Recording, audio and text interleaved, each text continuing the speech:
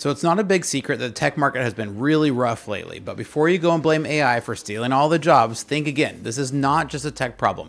It's an everything problem. After 25 years building software and leading tech teams, this isn't my first rodeo, and I'm watching the most sustained economic squeeze I've seen in 25 years.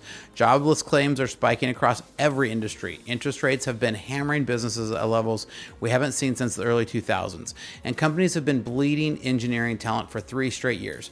But here's the twist that nobody's talking about. Congress just passed something called the One Big Beautiful Bill Act, and while this isn't a political post, I'm not going to be for or against a political party or anybody or anything, but this could actually help turn things around, and I'm going to talk about why.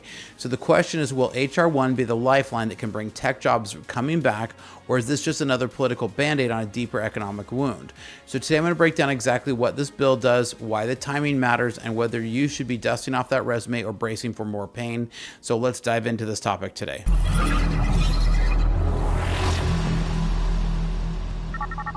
Welcome to StartupHakk. I'm Spencer, and here at StartupHakk, we train software developers and build custom software solutions for companies. With a decade of executive leadership as a fractional CTO and 25 years in software development, I've mastered transforming tech teams and products.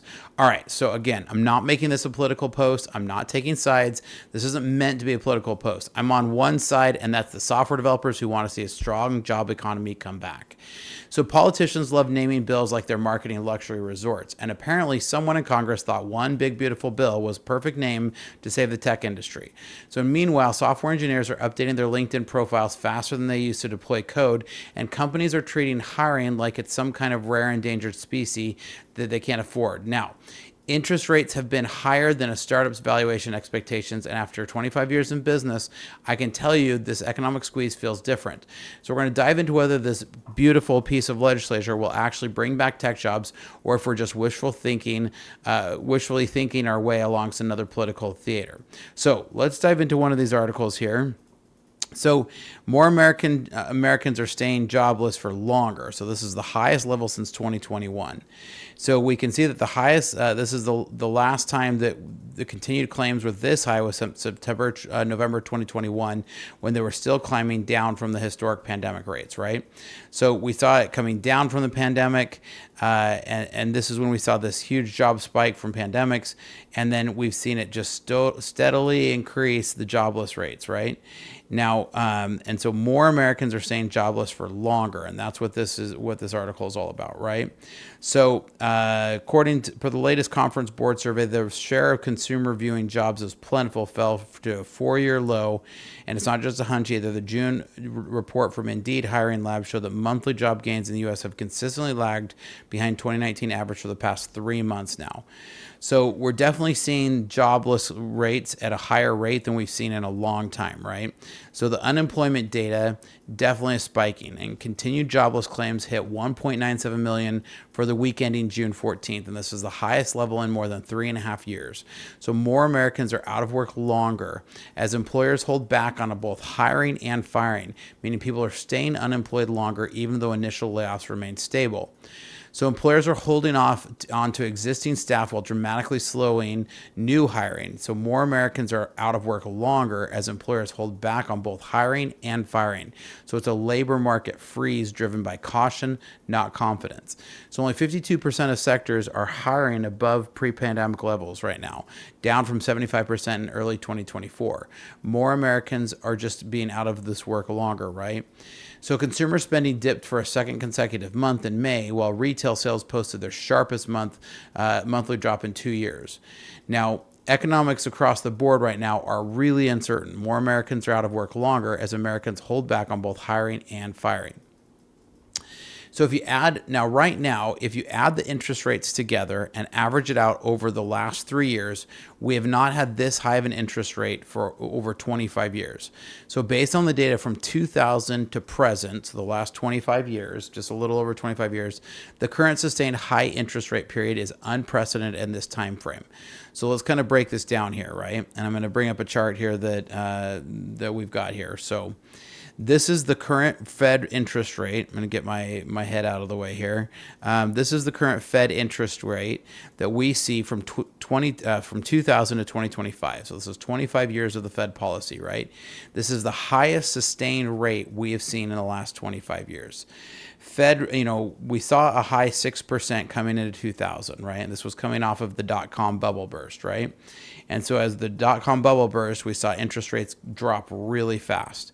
Now we saw them slowly creep up, and that's one of the differences here. Is right before the 2008 pandemic, we saw interest rates slowly creep up over that time, right? And we saw these interest rates come up, but it was only for a very, very short amount of time, less than a year, that we saw them anywhere near this level of rates. What we see here is we see a really fast sharp. So from zero, from near zero, and this was a lot of the, so we saw this creeping back up, pre-pandemic, and then we saw the crash for the pandemic where Feds cut rates to try to keep the market alive. And then we saw the sharp increase because of all of the spending that had happened. We see the sharp increase of this. And so we never saw this sharp of an increase. So this is a huge jump in interest rates in a short amount of time. And then we've not seen them sustain this high as we've seen them for the last 25 years.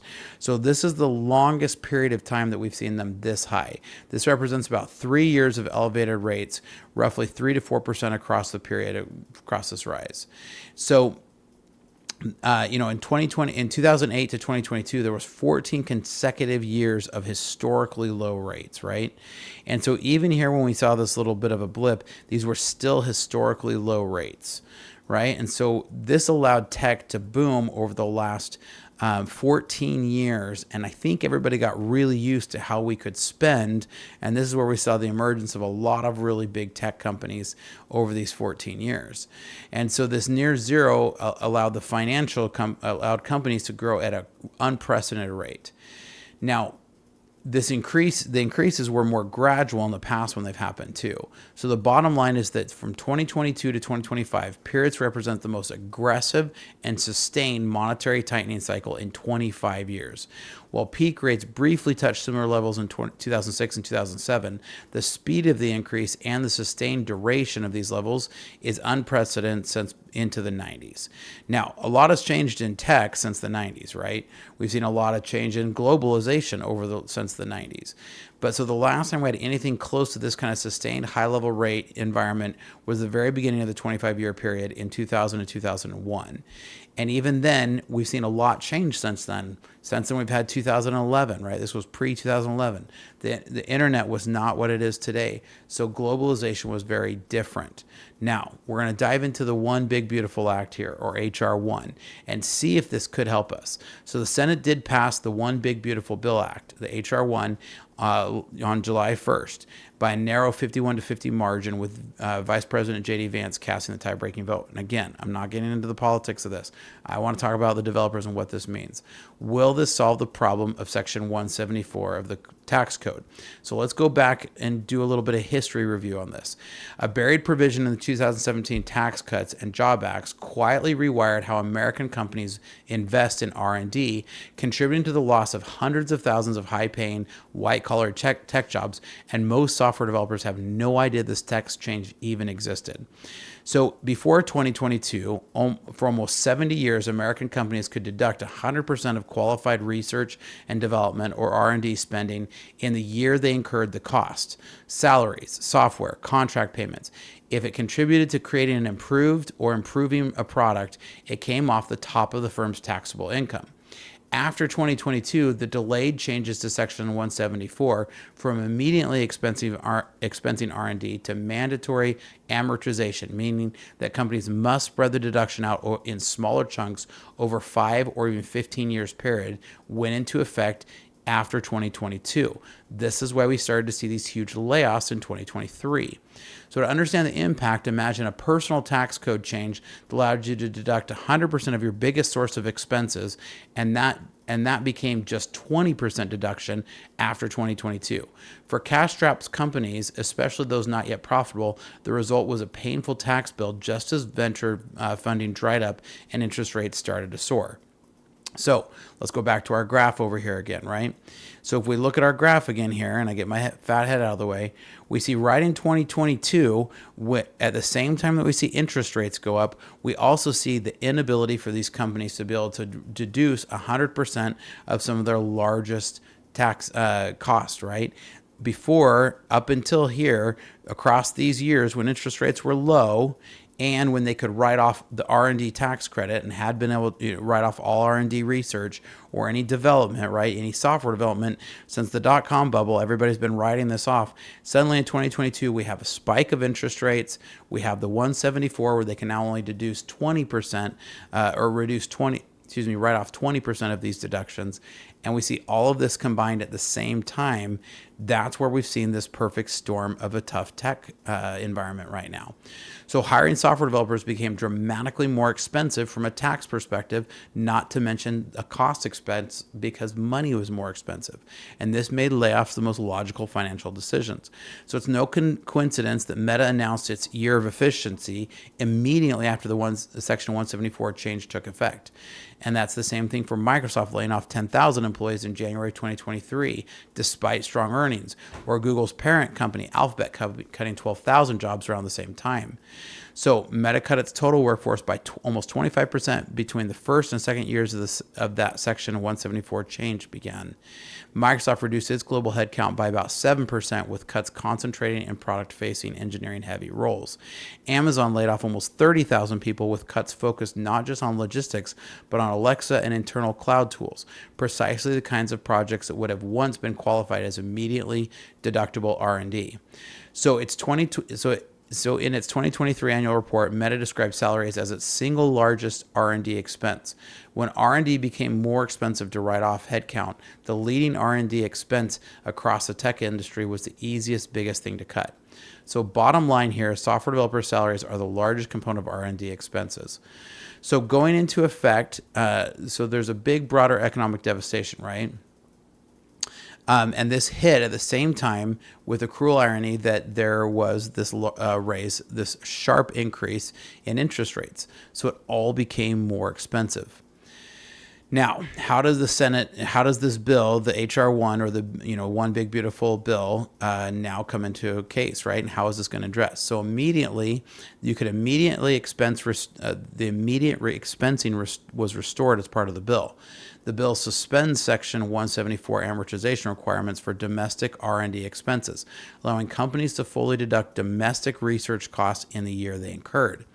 It also allows a retroactive relief. Small businesses with average annual gross receipts of $31 million or less can apply this change retroactively to tax years beginning after December 31st, 2021, meaning they can get relief from the painful 2022 through 2024 period. The acceleration options, right? All taxpayers can elect to accelerate remaining deductions from 2022 to 2024 periods over a 1 to 2 year time frame. So if they've already amortized some of those, they can actually accelerate them now. So software development is included, right? The bill specifically treats software development costs as eligible R&D tax expenditures, right? So now some limitations here. This only runs from 2025 to 2029, and then it reverts back to forcing the amortization. So in essence, this kicks the can down the road. So this could become a problem in 2030 again. And the biggest thing we can do about this is talk about it and make sure that our elected officials know that we want this changed. Also, foreign R&D is still penalized, right? So foreign research expenses have to be amortized over the 15 years, whereas U.S. R&D still can be the immediate same year. Also, there's a limited retroactive relief. Only small businesses get a full retroactive relief to this, right? It's only for the small businesses, not the large businesses, to get the retroactive. Now, larger companies can still start this moving forward, but they can't going backwards. So the Senate bill, the House and Senate bill here, so we're going to see what if the House ratifies this, but the Senate bill addresses about 70 to 80% of the Section 174 problems. Now, if the feds would just quit playing God and would cut interest rates, we could see a strong job economy coming back. Here's where we stand. The One Big Beautiful Bill Act actually tackles some of the real problem, that the hidden section of 174 disaster that made hiring software developers a tax nightmare for the past 3 years. So while it's not a perfect fix and it only runs until 2029, it's the first piece of legislation that acknowledges what I've been saying for a while. There's been a lot of pain over this, right? So now if the feds would stop playing God with interest rates and finally give us just even a little bit of relief or breathing room, my prediction is that we'll see an exploding need for developers who actually understand RAG, LLMs, and machine learning implementation, i.e. AI, and we're going to go back to seeing software developer economy come roaring back. It's not AI that's taking jobs. It's been the high interest rates and these tax code changes that have been killing our software development companies. Companies have been sitting on the sideline for 3 years watching their competitors struggle with the same tax headaches and hiring freezes.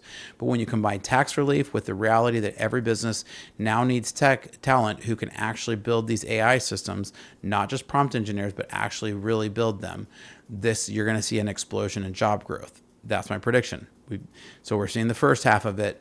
First half of the dominoes fall. Now we just need to see Feds cut rates, even a little bit. So I've seen these cycles before, but this starts to feel a little bit different. And I'm optimistic that they'll finally see the wisdom of this and we'll finally see Feds cut rates. I'm really hopeful for July that we can see some rates get cut. I think that will start to relieve some of this pressure.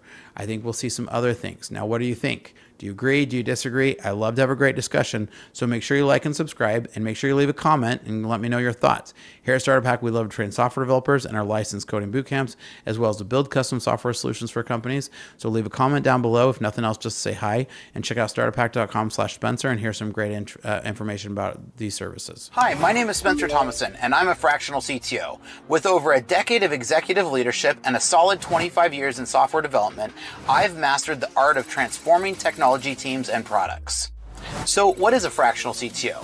This is where you can contract someone like myself to come into your organization and get the benefits of a seasoned CTO without having to employ me full time. In today's fast-paced world, efficiency, security, and product scaling aren't just goals, they're necessities. My passion is building impactful products and enhancing organizational efficiencies through technology. From startups to small businesses, my approach leverages lean methodologies to not just meet but exceed your strategic goals. Whether it's through executive mentoring, cloud system architecture, or launching a minimum viable product swiftly, my aim is to make a significant impact right from the start. Recognized in the Arizona startup ecosystem, my journey has been about creating value and fostering innovation.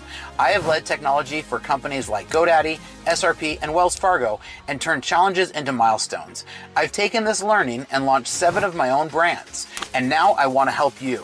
So if you're looking for a fractional CTO who brings a wealth of experience, strategic vision, and a proven track record, let's connect. Together we can build technology that not only drives your business forward, but also makes a difference.